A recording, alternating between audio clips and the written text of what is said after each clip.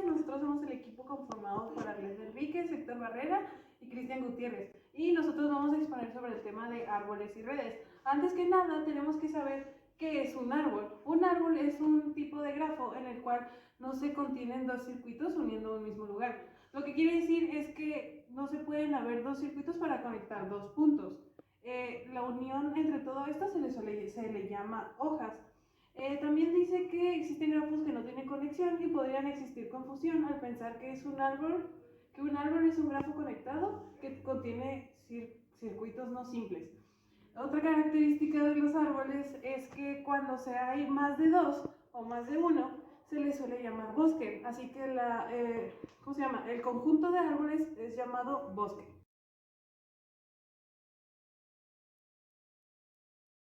Le voy a presentar o le voy a más o menos decir que los componentes que tienen los árboles, aquí tenemos lo que son 8, pero yo le voy a decir 4, de los cuales son los más importantes. El primero es que es más común utilizar la expresión X y Y, donde Y es el padre de esta.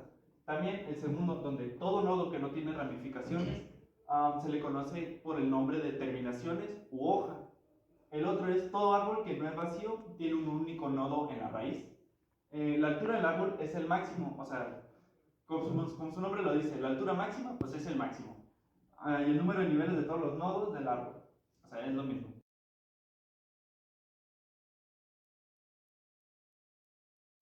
También tenemos lo que son los árboles binarios, donde cada parte del árbol necesita tener una parte izquierda y una derecha. Por eso se le conoce como árbol binario. O sea, cada división que tiene lo que serían las hojas del árbol necesitan tener una parte izquierda y una parte derecha, que son las ramificaciones que necesita el árbol binario.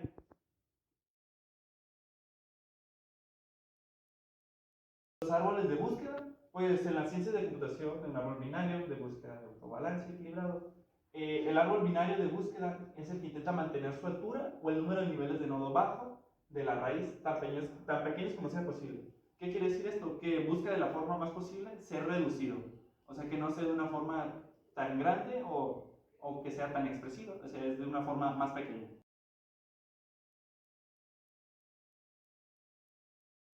Tenemos lo que son los árboles multicaminos, que estos son los más conocidos, se puede decir, porque estos árboles tienen n cantidad de raíces, o sea, está el inicio y luego tiene lo que son las raíces de cada uno para la hoja, que son n cantidad, o sea, pueden ser 1, pueden ser 2, pueden ser 3, pueden ser 4, pueden ser infinitos, porque es una cantidad ilimitada. Y conocidamente tenemos el ejemplo de lo que son los árboles genealógicos, donde pues tenemos a los abuelos, luego se divide entre los padres a los hijos, y pues ahí se va variando dependiendo de la cantidad de hijos que tenga la persona.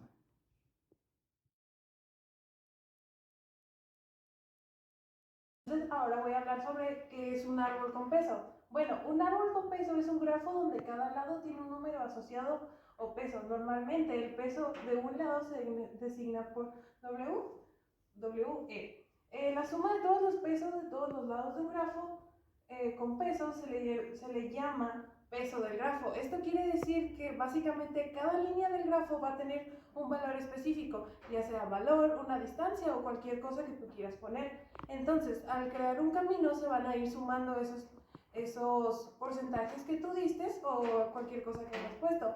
O sea que al final del día el camino que vayas haciendo te va a decir cuál es su peso y ese va a ser el peso total del árbol.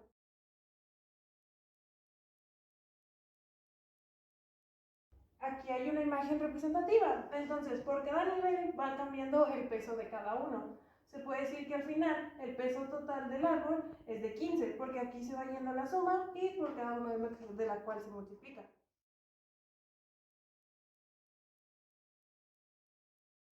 Ahora hablaremos de las redes, la contraparte de los árboles, debido a que estos son gráficos dirigidos, simples y con peso. Sin embargo, para que una red pueda ser considerada una red, tiene que tener una serie de características, además de las ya mencionadas anteriormente, como que sea dirigido y que tenga peso, debe tener dos vértices fijos, uno que no tenga aristas de entrada y otro que se puede llamar sumidero, que no tenga aristas de salida. También el peso entre cada vértice, el sig, que es la capacidad de I y J, tiene que ser un número no negativo. Si es un número negativo, este dejará de considerarse una red y pasará a considerarse ya sea un árbol o un grafo simple.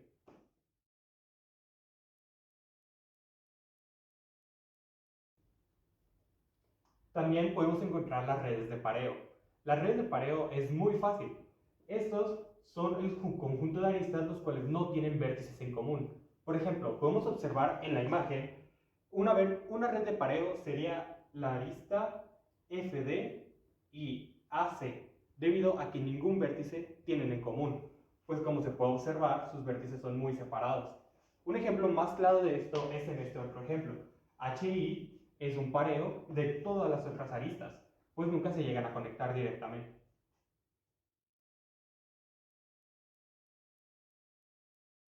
Redes de Petro. Procederé a explicar qué es una red de Petro, cómo se conforman.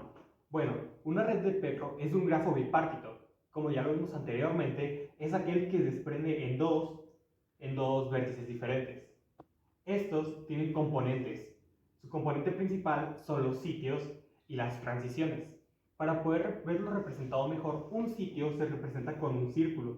Todas las P que podemos observar en el ejemplo son los sitios, y las transiciones se representan con rectángulos o cuadrados en medio de las aristas.